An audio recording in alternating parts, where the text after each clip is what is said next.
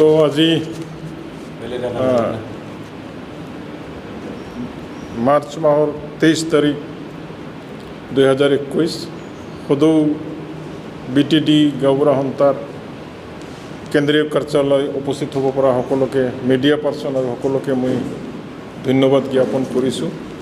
তো আজি আমি বিশেষ কিছুমান কথা অৱগত কৰিবলৈ আজি ইয়াত আমি গোট খাইছোঁ। প্ৰথমতে মই সমগ্ৰ BTC-বাসী তথা অসমবাসী তথা ভাৰতবাসী বিশ্ববাসীলৈ সদৌ BTD গাঁওবুঢ়া সন্থাৰ পৰা আগন্তুক অসমীয়া নতুন বছৰৰ শুভেচ্ছা জ্ঞাপন কৰিছোঁ আৰু লগতে ৰংজালী বৈশাগু আৰু ৰঙালী বিহুৰ সকলোকে অলপ জনালোঁ। তো আমি বিশেষকৈ সকলোৱে অৱগত যে তৃতীয় পৰ্যায়ৰ নিৰ্বাচনটো BTC অঞ্চলত অনুষ্ঠিত হ'ব অসম বিধানসভাৰ। তো আমি অহা 6 এপ্ৰিলত তো আমি সকলো BTC-বাসীক আমি অনুৰোধ জনাব বিচাৰোঁ যাতে আগন্তুক নিৰ্বাচনত কোনো ধৰণৰ অপ্ৰীতিকৰ পৰিৱেশ সৃষ্টি নহয়, সকলোৱে শান্তিপূৰ্ণভাৱে BTC-বাসীয়ে ভোটদান কৰিব পাৰে। সেইকাৰণে আমি সদৌ BTD গাঁওবুঢ়া সন্থাৰ পৰা আহ্বান জনাইছোঁ। যিহেতু আমাৰ সদৌ BTD গাঁওবুঢ়া সন্থা এটা অৰাজনীতিক সমাজৰ পৰা গাঁৱৰ পৰা নিৰ্বাচিত হোৱা গাঁৱৰ মুৰব্বীসকলক লৈ গঠিত এটা অৰাজনৈতিক সংগঠন। এইকাৰণে আমি সদায় আশা কৰোঁ যে নিৰ্বাচনটো শান্তিপ্ৰিয়ভাৱে কোনো ধৰণৰ অপ্ৰীতিকৰ ঘটনা নোহোৱাকৈ সমাধান হওক বুলি আমি সকলো মতে আশা কৰোঁ। তো এইবাৰো যাতে তেনেকুৱা হওক আৰু লগতে সকলো ৰাজনৈতিক দলক আমি অনুৰোধ জনাব বিচাৰিছোঁ যাতে সকলো ৰাজনৈতিক দলে শান্তি শৃংখলা বজাই ৰখাত সহায় সহযোগ কৰে আৰু প্ৰশাসনক আমি আহ্বান জনাইছোঁ যাতে সিহঁতে কঠোৰ পদক্ষেপ লয় যাতে ভোটদান প্ৰক্ৰিয়াটো শান্তিপূৰ্ণভাৱে সমাধান হয়। লগতে আমি কিছুদিন ছ'চিয়েল মিডিয়াত আমি দেখিবলৈ পাইছোঁ যে বিশেষকৈ চিৰাং জিলাৰ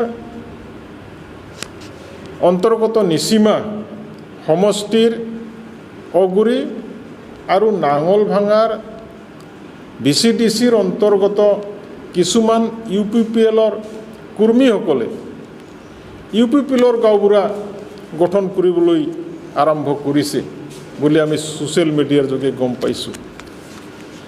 তো আমি ক'ব বিচাৰোঁ বা প্ৰশ্ন কৰিব বিচাৰোঁ যে এতিয়া গাঁওবুঢ়া সন্থাক আপোনালোকে ৰাজনৈতিক দল বনাব বিচাৰি আছে নেকি? তো এই কথাটো আমি সদৌ BTD গাঁওবুঢ়া সন্থাই কেতিয়াও সহ্য কৰিব নোৱাৰোঁ। গাঁওবুঢ়া সন্থা এটা অৰাজনৈতিক সংগঠন আৰু এইটো উদ্দেশ্য আৰু লক্ষ্যটো হৈছে BTC অঞ্চলত বসবাস কৰা সকলো জাতি জনগোষ্ঠী ধৰ্ম বৰ্ণ সকলৰ মাজত ভাতৃত্ব সমন্বয় গঢ়ি তোলাই হৈছে। কোনো ৰাজনৈতিক দলক যোগদান কৰি পেলাই ৰাজনৈতিক লাভালাভ কৰাৰ গাঁওবুঢ়া সন্থাৰ উদ্দেশ্যটো নাই। তো আমি জানো যে কি চৰকাৰ হিচাপে যিয়ে চৰকাৰ নহওক ৰাইজৰ জনসাধাৰণক সম পৰ্যায়েৰে চোৱা চিতা কৰা সময় উন্নয়ন কৰাৰ দায়িত্ব আছে যিয়েই ৰাজনীতিক নহওক কিয়। তো